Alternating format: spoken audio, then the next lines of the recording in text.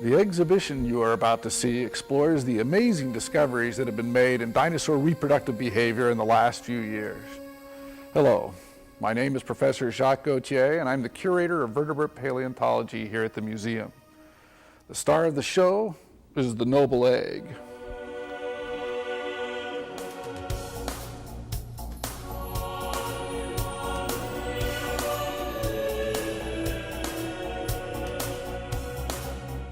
The land egg was one of the greatest evolutionary innovations of all time.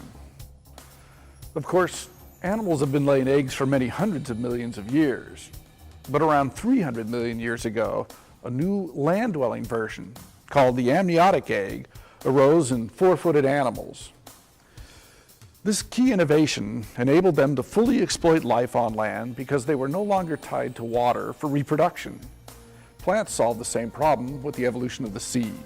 The name of the family that produces the amniotic egg is, surprise, the Amniota.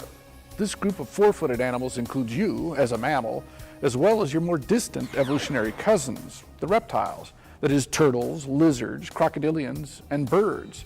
This incredible egg is composed of four membranes, one of which, the egg shell, is secreted by the mother, while the other three membranes are made by the embryo.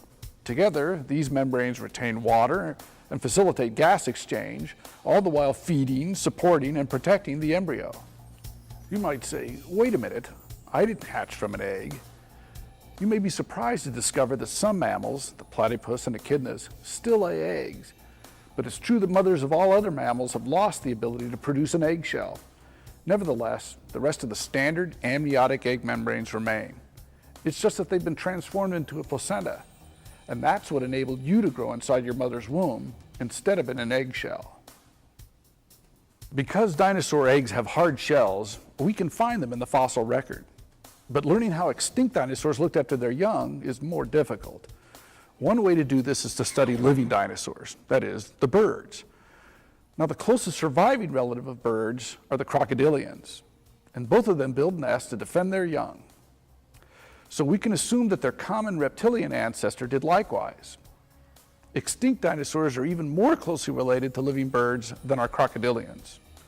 So we shouldn't be surprised to discover that their parental behavior was even more bird-like. As this show demonstrates, we can even see this behavior in the fabulous new discoveries in the fossil record. In the Gobi Desert, for example, paleontologists have discovered oviraptors fossilized while sitting on their nests, brooding their eggs just like birds do today.